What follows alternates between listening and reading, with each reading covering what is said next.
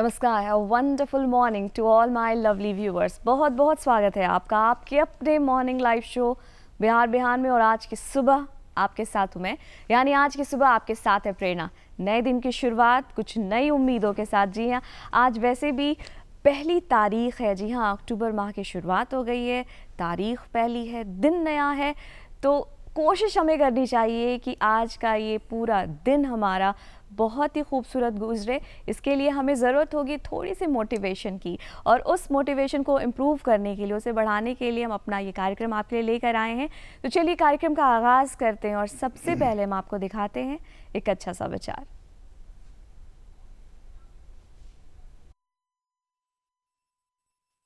कुछ ऐसा जीवन जियो जैसे कि तुम कल मरने वाले हो। कुछ ऐसे सीखो जैसे कि तुम हमेशा के लिए जीने वाले हो। एक अच्छे अखबार के शब्द अपने आप बोल देते हैं। आज हमारे साथ कार्यक्रम में रिटायर्ड आईएएस और सदाकत आश्रम के अध्यक्ष विजय प्रकाश जी मौजूद है। आपका बहुत बहुत स्वागत विजय प्रकाश जी हमारे कार्यक्रम बिहार बिहान में।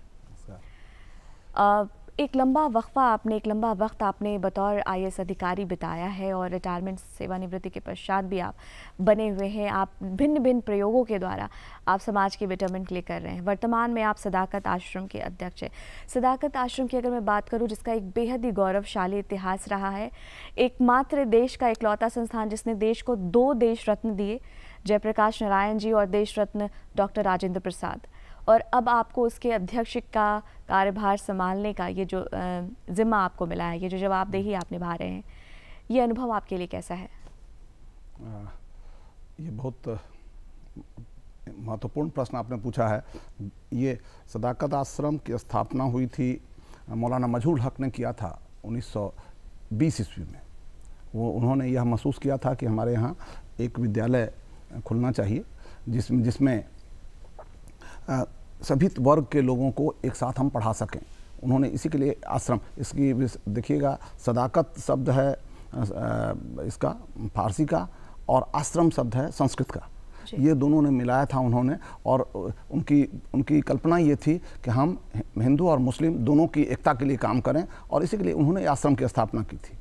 लेकिन गांधी जी ने एक महसूस ये किया था कि हम लोगों को, गांधी जी जब चंपारण आए थे तो उन्होंने वहाँ पर 3 विद्यालय स्थापित किए थे, और उन्होंने महसूस ये किया था कि अगर स्वतंत्रता संग्राम के लिए हमको लड़ाई लड़नी है तो हम लोगों को शिक्षित करना होगा, और अपनी संस्कृति, अपनी जो मिट्टी की आवश्यकता है, हमारे देश की आवश्यकता है, उसके अनुसार स्वयंसेवक तैयार करने होंगे, आज़ादी के लिए स्वयंसेवक तैयार करने होंगे। तो इसीलिए उन्होंने 3 विद्यालय वहाँ स्थापित किया चंपारण में, और उस चंपारण में का जो प्रयोग हुआ, तो उसके बाद इन्होंने महसूस किया कि नहीं, ये तो छोटे लेवल पर होगा, हम लोगों को एक विश्वविद्यालय स्तर की भी संस्था चाहिए, जहाँ की बच्चे अगर छोड़ते हैं, कॉलेज से आते हैं, या जो हमारे विद्यालयों से आएंगे, उनकी पढ़ाई हो सके और उनको गाइड किया जा सके। तब उन्होंने बिहार विद्यापीठ की स्थापना की। बाद में जब विद्यापीठ की स्थापना हुई तो उसमें 3 मुख्य आदमी लगे। गांधी जी के अलावा मौलाना मजहूर हक ने अपना सदाकत आश्रम का परिसर बिहार विद्यापीठ को दे दिया, और तब से वो बिहार विद्यापीठ के रूप में जाना जाता है। सदाकत आश्रम भी, वहाँ पर आश्रम भी था ही उनका। और उसके बाद बाबू ब्रजकिशोर प्रसाद थे, जो बहुत ही उन्होंने चंपारण जो सत्याग्रह हुआ था उसमें बहुत बड़ी भूमिका निभाई थी। अगर गांधी जी के पीछे कोई एक आदमी खड़ा था जिसने पूरा स्टीयर किया चंपारण मूवमेंट, तो वो ब्रजकिशोर बाबू का नाम उसमें अग्रणी होगा। वैसे कई नेता थे और सभी लोग का महत्व था, लेकिन ब्रजकिशोर बाबू और राजेंद्र बाबू को वो बायां हाथ और दायां हाथ कहते थे। तो उन्होंने तो मौलाना मजहूर हक इसके पहले चांसलर बने, ये ब्रजकिशोर बाबू इसके पहले वाइस चांसलर बने, और राजेंद्र प्रसाद यहाँ पर प्रिंसिपल और रजिस्ट्रार वगैरह का काम राजेंद्र प्रसाद देखते थे। इन्होंने अपनी जो उस समय वकालत थी उसको छोड़ करके इसमें वो लग गए थे। तो उस समय से ये 1921 ईस्वी से 6 फरवरी 1921 को महात्मा गांधी ने इसका विधिवत एक उद्घाटन किया था। बाद में भी जब भी महात्मा गांधी आते थे तो यहीं ठहरते थे, और यहाँ पर पढ़ाई होती थी। आपने सही कहा कि यहाँ पर जो 2 भारत रत्न यहाँ से हुए, एक शिक्षक और एक शिष्य। जयप्रकाश नारायण भी पहले बैच में ही आए थे यहाँ पर, और जो सभी लोग यहाँ पर जो भी एक निर्णय ये हुआ था उस समय कांग्रेस का कि सभी लोग विदेशी शिक्षा का बहिष्कार करें, तो कॉलेज की शिक्षा का भी बहिष्कार हुआ था और सभी बच्चे आ गए थे यही बिहार विद्यापीठ में पढ़ने के लिए। और बिहार विद्यापीठ काफ़ी बढ़िया चला और इसका जाल पूरे राज्य में फैल गया। 3 विद्यापीठ स्थापित किए गए भारत में, गुजरात विद्यापीठ, काशी विद्यापीठ और बिहार विद्यापीठ। ये तीनों एक साथ काम करता था और विश्वविद्यालय के रूप में काम करता था। बाद में 2 बार इसको अंग्रेज़ों ने बंद करा दिया, 3-3 साल के लिए सभी को जेल भेज दिया और ये बंद हो गया, क्योंकि ये स्वतंत्रता संग्राम का भी स्थली था ये। जी बिल्कुल। और खादी का अगर मुख्य केंद्र कहा जाए तो बिहार विद्यापीठ था। बिहार विद्यापीठ के मॉडल को लोग पूरे भारत में जानते थे और गांधी जी इसकी बहुत तारीफ करते थे कि जो यहाँ जो मॉडल है उसी को सब जगह अपनाया जाना चाहिए। उस समय में यही कहा जाता था। तो 1932 ईस्वी में, 1942 ईस्वी में 2 बार इसको 3-3 साल के लिए बंद कर दिया गया। तो पढ़ाई तो यहाँ डिसरप्टेड हो गया। और जब राजेंद्र प्रसाद आए, मतलब राजेंद्र प्रसाद जब जेल से छूट के आए 45 ईस्वी में, तो उसके बाद वो 46 ईस्वी में भारत के प्रथम खाद्य और कृषि मंत्री बनकर दिल्ली चले गए और उसके बाद फिर वो संविधान सभा के अध्यक्ष हो गए, फिर वो राष्ट्रपति बन गए और 12 साल राष्ट्रपति बनने के बाद 1962 ईस्वी में उन्होंने फिर डिसाइड किया कि हम जाएंगे तो उसी आश्रम में जाएंगे जहां वो छोड़ के गए थे। तो बिहार विद्यापीठ परिसर में ही आकर के वो रहने लगे और कुछ दिनों रहने के बाद यहीं पर उन्होंने अंतिम सांसें ली और यहीं से उनकी अंतिम यात्रा प्रारंभ हुई, जिसमें सभी लोग आए थे। आज बिहार विद्यापीठ में वो सभी जो स्मारक चिन्ह हैं वो आपको मिल जाएंगे। उनके राजेंद्र बाबू के नाम पर 2 म्यूजियम हम रखते हैं, 2 वहाँ पर, क्योंकि एक पहले जिसमें घर में वो आए थे और एक दूसरा जिसमें उन्होंने ये किया, जिसमें उन्होंने अंतिम सांसें ली और उनके लिए अलग से घर बनाया गया था उस समय में। तो उसमें बहुत ज़्यादा दिन तक नहीं रह पाए, लेकिन ये दोनों घर को हम लोगों ने म्यूजियम में बदल दिया है और म्यूजियम के रूप में रख रहे हैं। बिहार विद्यापीठ का उसके बाद बहुत ही परिवर्तन हो गया, क्योंकि तब खादी पर ज़्यादा जोर हो गया। खादी विद्यालय, खादी महाविद्यालय, ये सब बन गया वहाँ पर जी। और मैं तो अभी करीब 10 वर्षों से जुड़ा हुआ हूँ बिहार विद्यापीठ से और मुझे तो बहुत रोमांच होता है कभी कभी यह कहते हुए कि इसके पहले अध्यक्ष जो जब ये संस्था रजिस्टर्ड हुई थी 1928 में तो राजेंद्र प्रसाद थे। क्या बात और है? अभी मैं हूँ तो मैं उन पदों पर हूँ जिस पर इतने बड़े बड़े लोग रहे। आपको एक और जानकारी दे दूँ कि यहाँ पर कई मुख्यमंत्री यहाँ से हुए, यहाँ के पढ़े हुए, एक प्रधानमंत्री भी हुए, लेकिन यहाँ के नहीं, नेपाल के जो MP कोइराला थे वो यहीं पर पढ़ते थे। तो ये और अगर उनकी सूची देखिएगा तो जितने भी राजनीतिक नेता हैं और जितने भी राजनीतिज्ञ हैं उसकी बहुत बड़ी सूची है बिहार विद्यापीठ से पढ़े हुए लोगों की, और इसने पूरे स्वतंत्रता संग्राम में एक बहुत बड़ी भूमिका निभाई। तो ये खादी पर काम चला है दूसरे फेज में, जब खादी पर इसमें यहाँ पर कागज़ का उद्योग चला, बहुत कागज़ का हैंडमेड पेपर का बहुत अच्छा काम हुआ, तेल घानी का काम हुआ, बढ़ईगिरी का काम हुआ, मैंने इस तरह के साबुन बनाने का काम हुआ, ग्रामोद्योग का काम चला। और अब तीसरे फेज में हम लोगों ने कुछ नए प्रयोग करने शुरू कर दिए। और जब से मैं आया हूँ तब से हम लोगों ने ये सोचा कि अब हम सारी संस्थाओं को फिर से रिवाइव करें। हम लोग यहाँ पर हम लोगों ने कहा कि अगर पहले शिक्षा ही एक उद्देश्य था, हमारा मुख्य था शिक्षा, तो हम लोग एक शिक्षक प्रशिक्षण महाविद्यालय बनाए। तो राजेंद्र बाबू के नाम पर हम लोगों ने देश रत्न राजेंद्र प्रसाद शिक्षक प्रशिक्षण महाविद्यालय बनाया है, जिसमें BEd और DLEd की पढ़ाई होती है। उसके बाद हम लोगों ने ये सोचा कि यहाँ रोजगार पर भी काम होता था। एक था गांधी जी का उस समय में कि जो स्वरोजगार पर हम लोग काम करें और सभी जो इकाइयाँ हैं, ग्रामीण की इकाइयाँ हैं, सभी आर्थिक रूप से स्वावलंबी बने। और इसके लिए हम लोगों ने एक ये बनाया है, मतलब एक अटल इंक्यूबेशन सेंटर जो नीति आयोग से समर्थित है, जिसका काम है कि जो उद्यमी हैं उनको मदद किया जाए। बिहार उद्यम के क्षेत्र में अभी पिछड़ा हुआ है और हमारा ये अटल इंक्यूबेशन सेंटर बिहार विद्यापीठ का जो है वो मदद करता है कि कोई भी आइडिया हो, कोई भी विचार हो, आप कुछ भी करना चाहते हो तो आपको वो आइडिया से लेकर के और इंटरप्राइज सेटअप तक सारा काम हम लोग यहाँ करवाते हैं, यहाँ मदद करते हैं। उसके लिए एक बाकायदा करिकुलम है और जिसको हम लोग फॉलो करते हैं, हम प्रशिक्षण भी देते हैं, छोटी छोटी चीज़ें उसमें हम लोग करते रहते हैं। जी अगर बिहार विद्यापीठ की बात करें तो इसका स्वर्णिम वर्ष है जिसे हम मना रहे हैं, और ये बहुत ही गौरव की बात है कि 100 वर्ष पूरे हुए इसके लिए। तो स्वर्णिम वर्ष पूरा होने के लिहाजन क्या चीज़ें और इसमें तब्दीलियाँ की गई हैं, क्या कुछ और हो रहा है? देखिए, मैं बताऊं कि ये 100 वर्ष बहुत ही उथल पुथल रहा। जैसे मैंने कहा कि पूरा विश्वविद्यालय था एक बार, फिर हम लोग ग्रामोद्योग में चले गए।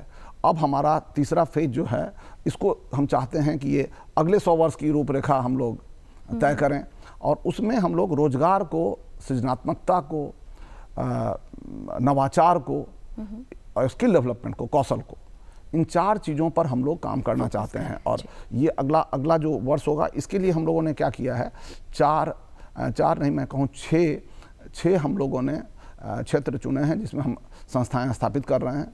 एक क्षेत्र है हमारा पैकेजिंग का। बिहार में पैकेजिंग की कोई संस्था नहीं है, और ये पैकेजिंग की संस्था हम लोग यहाँ स्थापित कर रहे हैं, और हो गया है, अभी तो लैब वगैरह सेटअप हो गया है इसका। इसी तरह से फूड प्रोसेसिंग, यहाँ पर एक बिहार में अगर किसानों को हम पैसा दिला सकते हैं तो फूड प्रोसेसिंग के माध्यम से पैसा दिला सकते हैं। और तीसरा है मीडिया और मार्केटिंग, जो कि एक एंटरप्रेन्योर को, एक उद्यमी को चाहिए, तो उसका भी एक इंस्टीट्यूट हम लोग बना रहे हैं। और एक हम लोग इंस्टीट्यूट बना रहे हैं जिसको इंस्टीट्यूट ऑफ इनोवेटिव मैन्युफैक्चरिंग कहते हैं। जो अभी पुराने ढंग की जो मैन्युफैक्चरिंग पद्धति थी वो अब बदल रही है। अब कंप्यूटर एडेड चीज़ें बन रही हैं। जैसे बढ़ईगिरी का देखिएगा, कंप्यूटर से ही सारा चीज़ बन जाता है, चाहे वो इनग्रेविंग हो या कटिंग हो या 3D प्रिंटिंग से आप बहुत सारा काम होता है। तो 3D प्रिंटर का यूज़ करना, मॉडर्न इंग्रेवर्स का, लेजर इंग्रेवर्स का यूज़ करना, ये हम लोग उस इंस्टीट्यूट में रख रहे हैं। इसके अलावा हम लोग BBA और BCA भी रख रहे हैं, ताकि ये भी फिर हमारे उद्यमियों को, उद्यम के क्षेत्र में सबको जोड़ सकेगा। तो ये 6 संस्थाएं हम लोग नया बना रहे हैं। इसके अलावा हमारी योजना ये है कि जो हमारा म्यूजियम है, राजेंद्र बाबू का म्यूजियम, वह आधुनिक म्यूजियम बने। और एक हमारा पुस्तकालय है जो जिसमें राजेंद्र बाबू की किताबें शुरू में डोनेट हुई थी, लेकिन मौलाना मजहूर हक के नाम से उसको रखा गया था, उसको भी हम लोग मॉडर्नाइज करें। हमने बिहार विद्यापीठ के गौरवशाली इतिहास के बारे में बात की। बिहार विद्यापीठ अभी वर्तमान में स्वर्णिम वर्ष पूरा होने के उपरांत वो क्या कुछ कर रहा है, आपने हमें वो भी बताया। अगर ये जानना चाहूँगी आपसे कि क्रिएटिव लर्निंग, जिस पर आपने बहुत काम किया है, आपके नज़रिए से क्या है ये क्रिएटिव लर्निंग, कैसे देखते हैं? देखिए, ये करीब 25-30 साल पहले जब मैं शिक्षा विभाग में था और हम लोग बच्चों के साथ काम करते थे, तो मैंने यह महसूस किया कि बच्चों में जो अभी जो आवश्यकता होगी नए सदी में, इस 21वीं सदी में जो ज़रूरत होगी लोगों की, वो सबसे अधिक ज़रूरत होगी सृजनशीलता की, क्रिएटिविटी की। वही समाज आगे बढ़ेगा जिसमें सृजनशीलता हो। जी बिल्कुल। और वही समाज पूरा रिसोर्सेज भी ले जाएगा जिसमें सृजनशीलता हो। इसको बताने की जरूरत नहीं है, मतलब ये एक माने स्थापित तथ्य है। तो अब इसके लिए लेकिन हमारी शिक्षण पद्धति तैयार नहीं है, और ये हम लोगों ने इसलिए भी महसूस किया। दूसरा हम लोग का ये था कि अभी जो लोगों में ये जो बेसिकली भगवान ने जो ये शरीर दिया है, यह शरीर एक लर्निंग मशीन है, सीखने का यंत्र है, और इससे हम लोग कुछ उत्पादन करते हैं। तो जैसे हमारा 5 सेंसरी ऑर्गन है, तो ये क्या करता है, ये सूचनाएं लेता है, हमारा ब्रेन है जो उसको प्रोसेस करता है, और हमारा जो लोकोमोटर सिस्टम है, हाथ पैर और जो 5 कर्मेंद्रियां कहते हैं, वो कर्मेंद्रियां उसको एक्यूट करती हैं। तो ये जो एक यंत्र है, ये यंत्र इफ़िशिएंट कैसे हो, इसी से हम लोगों ने क्रिएटिव लर्निंग की कल्पना की। क्रिएटिव लर्निंग एक ऐसा शिक्षण विधि है जिससे यह यंत्र ज़्यादा क्रिएटिव हो जाता है, ज़्यादा उत्पादक हो जाता है, ज़्यादा नवाचारी हो जाता है। ये हम लोगों ने कल्पना की, और ये हम लोगों ने देखा क्या कि देखिएगा कि ये जो अभी जो मैं अभी उसके सिद्धांत में नहीं जाऊंगा, मैं आपको ये बताना चाहूँगा कि मूलतः हो क्या रहा है। हम लोग कुछ विषय पढ़ा देते हैं, कुछ सूचनाओं को लोगों को समझा देते हैं, लेकिन इस यंत्र को हम एफिशिएंट नहीं बनाते हैं। इसलिए बहुत सारे सन्यासी हुए। भारत में तो जितना भी शोध हुआ है सन्यासी ने जंगलों में किया है। बहुत सारे आयुर्वेद का पूरा खोज जंगलों में हुआ, लोगों ने वेद लिखा जंगलों में, वो तो किसी स्कूल में नहीं गए थे। यहाँ ताजमहल बना, ये भी किसी स्कूल में नहीं हुआ था, लेकिन आखिर हुआ कैसे था। तो हमारे यहाँ सृजनशीलता की एक पद्धति रही है जिसको मैं फोक सिस्टम ऑफ लर्निंग कहता हूँ, जो स्थानीय तरीके हैं और आप देखिएगा इससे अद्भुत काम सब हुआ है और उसको हम पकड़ते हैं कि ऐसे तरीके जो गांव में प्रेवलेंट हों, ऐसे तरीके जो समाज में प्रेवलेंट हों और उसको कैसे हम लोग साथ हम चीज़ जोड़ते हैं, जो इस लर्निंग मशीन जो है, बॉडी एक लर्निंग मशीन है, इसको इफ़िशिएंट बनाने के लिए 7 चीज़ें हैं जिस पर ध्यान देने की ज़रूरत होती है। एक तो हम कहते हैं कंसंट्रेशन विकसित कीजिए, एकाग्रता।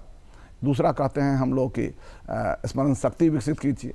तीसरा हम कहते हैं कि उनको अवलोकन शक्ति विकसित कीजिए। चौथा चिंतन शक्ति विकसित कीजिए। पांचवा कल्पना शक्ति विकसित कीजिए। छठा हम कहते हैं कि भावनात्मक नियंत्रण करना सीखिए और सातवां हम लोग कहते हैं कि संप्रेषण शक्ति विकसित कीजिए। ये 7 चीज़ विकसित करना ही हमारे इस लर्निंग सिस्टम को इफ़िशिएंट बनाना है। ये चाहे हम घर में करें, चाहे हम जंगलों में करें या हम स्कूल में करें, हम कहीं भी कर सकते हैं। हम माँ बाप के साथ रह के करें या हम लोग शिक्षक के साथ रह के करें या जैसे भी करें, मतलब किसी भी ये किसी तरीका कुछ भी हो सकता है, समय कुछ भी हो सकता है। तो और दूसरा एक पक्ष और है कि हम मानते हैं कि सभी व्यक्ति सृजनशील होता है, सभी व्यक्ति सृजनशील होता है, सभी ग्रुप सृजनशील होता है। मैं सिर्फ एक उदाहरण देना चाहूँगा और इससे मैं समझाना चाहूँगा। हम लोग के यहाँ ये है कि हम लोग कुछ लोगों को समझते हैं कि सब तो बेकार ग्रुप है, बेकार कुछ नहीं कर। जैसे मैं एक बहुत ही ब्लंट उदाहरण देता हूँ और मैं चाहता हूँ कि इससे समाज को ये मैसेज जाए। चमार जाति के लोग चमड़े का काम करते हैं, तो लोग कहते हैं कि तो अस्पृश्य हो गए, लेकिन हम ये नहीं जानते हैं कि वो तो साइंटिस्ट हैं। ये मामूली काम नहीं हुआ होगा जिसमें हजारों साल लगा है कि चमड़ा का जो ये है किस तरह से एक जानवर के वेस्ट को हम लोग एक यूजफुल प्रोडक्ट में बदल रहे हैं। ये मामूली काम तो नहीं रहा होगा कि कितना केमिकल्स, क्या केमिकल्स लगेगा, कैसे उसको निकाला जाएगा, फिर कैसे उसकी प्रोसेसिंग होगी और कैसे फिर उसके बाद ये एक यूजफुल प्रोडक्ट में डाला जाएगा। कोई ऐसी जगह बता दीजिए जहाँ की चमड़ा ना हो और तब हम कहते हैं कि वो ग्रुप तो अस्पृश्य हो गया। ये बात मुझे नहीं जंचती है। तो हमने ये मानता हूं मैं कि सभी ग्रुप और सभी इनोवेटर रहे हैं। आप बिल्कुल, हर एक इंडिविजुअल की अपनी अपनी महत्वपूर्ण भूमिका है, उनका अपना अपना योगदान है इस समाज के बेटरमेंट के लिए। हाँ, और उसी को डेवलप करना क्रिएटिव लर्निंग का काम है जी। ये सभी चीज डेवलप होता है तब समाज आगे बढ़ता है। तो सृजनशीलता, हम लोग ऐसा स्कूल हम लोगों ने स्थापित किया, स्कूल ऑफ क्रिएटिव लर्निंग, जिसमें मैं भी लगा, मेरी पत्नी है डॉक्टर मृदुला प्रकाश, उन्होंने बहुत बड़ी भूमिका निभाई। क्योंकि हम लोग घर में ही, हमारे बच्चे भी हैं और वो सभी लगते थे, और बच्चे ही नहीं, हमारे जितने भी परिजन थे या हमारे दोस्त थे, सभी लोग लगे एक, और सभी लोगों ने कुछ चीज़ें इसमें कंट्रीब्यूट किया कि कैसे हम कंसंट्रेशन डेवलप कर सकते हैं, मेमोरी डेवलप कर सकते हैं। जो मैंने 7 चीज़ें बताई वो कैसे डेवलप होगा, क्या तरीका होगा। इससे हम लोगों ने एक शिक्षण पद्धति विकसित की जिसको क्रिएटिव लर्निंग कहते हैं, और मैंने किताब भी लिखी है क्रिएटिव लर्निंग की, और जिसका हम लोग जो पहली जो उसकी प्रति थी वो कलाम साहब थे जब राष्ट्रपति, तो उनको हम लोगों ने भेंट की थी राष्ट्रपति भवन जा करके। उसमें एक फंक्शन हुआ था उनके यहाँ, तो हम लोग सभी गए थे। तो उसके बाद फिर 40-50 किताबें और हम लोगों ने डेवलप किया इसको ऑपरेशनलाइज करने के लिए, और इसमें सभी लोग लगे हमारे यहाँ। मैं तो सोचता हूँ, लेकिन काम मतलब इसको इम्प्लीमेंट करने का काम मृदुला जी करती हैं, और बहुत सारा आइडिया जो आता है उस सभी लोगों से आता है। मैं आपको ये बताऊं कि जो गरीब होता है उससे भी मैं जब बातें करता हूं तो बहुत सारा आइडिया जाता है। जैसे अब आपको मैंने चमार के बारे में बोला, अब मुसहर में देखिएगा तो मुसहर की अलग विशेषता होगी, सब जाति की अलग अलग विशेषता है, और उन्होंने अद्भुत काम किया है इस समाज के निर्माण में, और हमारा काम ये है कि उसको सृजनशीलता से जोड़ें। मैं आपको एक बात बताना चाहूँगा इस संदर्भ में कि स्कूल ऑफ क्रिएटिव लर्निंग में जब हम लोगों ने महसूस किया कि क्यों आखिर देश में बेरोजगारी बढ़ रही है अभी, तो हम लोगों ने ये पाया कि देखिए हम लोग जो पढ़ा रहे हैं वो इररेलेवेंट है, वो बहुत संगत नहीं है। तो आखिर संगत क्या है? तो देखिएगा कि पहली बार इतिहास में ऐसा हो रहा है कि हम सबके लिए शिक्षा की व्यवस्था कर रहे हैं, लेकिन सबके की आवश्यकता के अनुरूप शिक्षा की व्यवस्था नहीं कर रहे हैं। इसका कहने का अर्थ यह है, जैसे गांव के लोग को देखिएगा, वो अद्भुत जुगाड़ू होते हैं, वो सभी अपनी सारी समस्याओं का निदान वो खुद ढूंढ सकते हैं, अपनी बहुत आसानी से निकाल लेते हैं। लेकिन इसको हम स्कूल में जगह नहीं देते हैं। हम लोगों ने स्कूल ऑफ क्रिएटिव लर्निंग में जो दानापुर में अवस्थित है, इसमें हम लोगों ने इसको जगह देना शुरू किया। हम वही काम जो कि गांव में बच्चे करते हैं उसको हम लोगों ने स्कूल में कराना शुरू किया। वही खेल जो बच्चे खेलते हैं गांव में, और आपको जान करके आश्चर्य होगा कि हम लोगों ने वेस्ट प्रोडक्ट से सामान बनवाना शुरू किया। और शुरू में हम लोग वेस्ट प्रोडक्ट से, मिट्टी से, जो बच्चे काम करते हैं, जो बच्चे गोली खेलते हैं बच्चा, तो हमने गोली खेलना अलाउ किया। हम लोगों ने एक चिंगी खेल होता है, चिंगी, वो बच्चे खेलते हैं तो उसको हम लोगों ने अलाउ किया। और जो अब उसको हम लोगों ने विस्तार दे करके अब हम लोग सेंसर नेटवर्क पर काम कर रहे हैं बच्चे, अब 3D प्रिंटिंग पर काम कर रहे हैं, अब रोबोटिक्स पर काम कर रहे हैं, IoT पर काम कर रहे हैं, ड्रोन टेक्नोलॉजी पर काम कर रहे हैं। ये स्कूल के बच्चे कर रहे हैं, ये गांव के बच्चे कर रहे हैं। बिल्कुल, शिक्षा पद्धति में आपने बदलाव लाने की कोशिश की है, बच्चे सीख पाए, माध्यम कोई भी हो जिसमें वो आसानी से बच्चों को सीखने को मिल सके। आपने वो आसान जरिया, वो तरीका अपनाया ताकि बच्चे सीख सके। इसे ही क्रिएटिव लर्निंग कहते हैं। वाकई में बहुत अच्छी कोशिश है, सराहनीय पहल है, और उम्मीद करते हैं कि आने वाले दिनों में इसे बहुत सारे लोग अपनाएं और समझें इसके महत्व को। विजय जी, आपने बहुत सारे आप डिफरेंट प्रयोग करते रहते हैं, हमेशा आपके कुछ ऐसे प्रयोग आते रहते हैं जिसकी वजह से समाज में कुछ बेहतर हो, कुछ बदलाव देखने को मिले। कुछ रोज़ पहले अखबारों में, इंटरनेट पे भी इसकी चर्चा है। आपने एक बेगर्स प्रोग्राम कराया जिसकी चर्चा काफ़ी थी इंटरनेट पे, और अखबारों में भी ये खबर आई थी। ये बेगर्स प्रोग्राम क्या था और इसके क्या प्रभाव फिर हुए देखने को मिले? ये देखिए, एक चीज़ जो कि मैंने अभी क्रिएटिव लर्निंग की चर्चा की, तो मैं सभी आदमी की वो क्रिएटिविटी ढूंढता रहता हूँ। तो बेगर्स भी क्रिएटिव होते हैं। आप अगर स्टेशन पर चले जाइए तो कोई ऐसा ग्रुप, मुझे कहिएगा कि 1 रुपया किसी के पॉकेट से निकलवा दो तो मैं तो नहीं निकलवा सकता हूँ, लेकिन एक बेगर आसानी से निकलवा सकता है 1 रुपया, और वो उनमें जो क्रिएटिव स्किल है उसी के थ्रू निकालता है। मेरा यह मानना था, और जब सरकार ने एक बार, जो मुख्यमंत्री नीतीश कुमार जी हैं, उन्होंने ये कहा कि हम लोग बेगर के लिए कार्यक्रम बनाएं ताकि हम लोग पूरे राज्य को बेगर फ्री कर सकें, भिखारी मुक्त बिहार की कल्पना हम लोग कर सकें। बहुत ख़राब लगता है कोई आदमी बाहर से आया और उसके सामने में कोई हाथ फैलाए हुए लोग रहे। तब मैंने यही कल्पना की कि हम लोग, अगर उनका स्किल है, अब जैसे उदाहरण मैं दूंगा, अगर मान लीजिए वो गाना गाते हैं, देखिए इस पर ट्रेन पर घूम घूम के गाना गाते हैं, बहुत अच्छा गाना गाते हैं, तो क्या हम इस गाने के स्किल को हम लोग यूज़ कर सकते हैं कि वो सामाजिक इसके गाना गाएं, शिक्षा के गाना गाएं, स्वास्थ्य के गाना गाएं, नारी मुक्ति के गाना गाएं, और हम लोग सरकारी कार्यों में उन्हें लगाएं? या वो घूम सकते हैं, देखिएगा लगातार वो घूम सकते हैं, हम नहीं लगातार घूम सकते हैं, ये स्किल है उनका। तो अगर हम लोग, जैसे शादी ब्याह में आप देखिएगा कोई हाथी बन जाता है, कोई घोड़ा बन जाता है, वो घूमता रहता है, तो ये जो बच्चे जो यहाँ पर घूमने वाले बच्चे हैं, वो ये रोल में तो एकदम फिट इन करेंगे। तो हमारा उद्देश्य, पहले क्या होता था कि अगर किसी को बेगर को रिहैबिलिटेट करते थे हम लोग, तो कहते थे टोकरी बनाओ। टोकरी तो उसने कभी बनाया नहीं, तो बैठ कर रह नहीं सकता है, लेकिन उसका जो स्किल है उसके अनुसार अगर हम लोग रिहैबिलिटेशन का प्रोग्राम बनाएं तो उससे उनको रिहैबिलिटेशन में बहुत मदद मिलेगी। बहुत ही आपको ग्लोबल आइकन अवार्ड से भी सम्मानित किया गया है। ये जानना चाहूँगी कि कौन से उल्लेखनीय कार्य के लिए, किस कार्य हेतु आपको ये सम्मान मिला? इससे पहले मैं आऊँ, एक बेगर वाले चीज़ के बारे में मैं बताना चाहूँगा कि बिहार गवर्नमेंट ने एक state society for rehabilitation of ultra poor बनाया था, जो मेरे ही समय में बना था, उस समय मैं सेक्रेटरी था सोशल वेलफेयर का। और वो जो हम लोगों ने योजना बनाई थी, जो मैं अभी बता रहा था, उस योजना को कार्य रूप देने के लिए संस्था बनी थी, और उसके अधीन ही अलग अलग कार्यक्रम निर्धारित किए गए थे। अब आपको जान करके ये खुशी होगी कि पूरे भारत में इस चीज़ को लागू किया जा रहा है। अभी 5-7 स्टेट में अभी लागू हुआ था, और मैं समझता हूँ कि अभी भारत सरकार ने यह भी निर्णय लिया है कि पूरे देश में इसको लागू किया जाए। तो यह बिहार की एक अच्छी उपलब्धि मानी जानी चाहिए कि इस प्रयोग को उन्होंने पूरे भारत के स्तर पर अपनाया है। जहाँ तक ये इसकी बात है ग्लोबल अवार्ड की, तो ये अंडा उत्पादन के क्षेत्र में अच्छा उत्कृष्ट कार्यों के लिए लोग देते हैं, और जो संस्थाएं हैं, हमारी एपेक्स बॉडीज़ हैं, ऑर्गेनाइजेशंस हैं अंडा के लिए, वो सभी मिल करके ये अवार्ड देता है। मुझे भी पिछले वर्ष इन्होंने सम्मानित करने का निर्णय लिया था।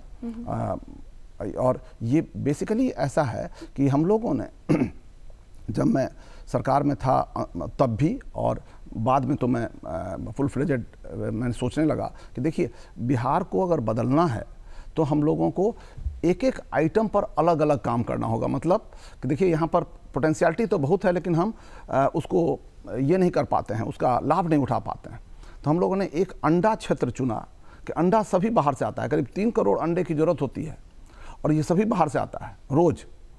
तो हम लोगों ने एक कार्य योजना बनाई जिसको बिहार एग सफिशिएंसी प्रोग्राम कहा, और उसमें हम लोगों ने ये एक अंतर किया जो मैं आपको बताना चाहूँगा कि अभी तक सरकार की ओर से या जो प्रयास हो रहा था वो हो रहा था कि सभी आदमी को, जो सभी परिवार को हम लोग 20, 25, 30 मुर्गियाँ दे दें। वो लोग बैकयार्ड पोल्ट्री कहते हैं इसको, और उसको वो पालते थे, पाल करके। और लेकिन होता क्या था कि इससे उनकी जीविका बहुत नहीं बढ़ती थी, क्योंकि वो एक मिनिमम ऑप्टिमम साइज जो होता है फार्मिंग का वो नहीं आ रहा था।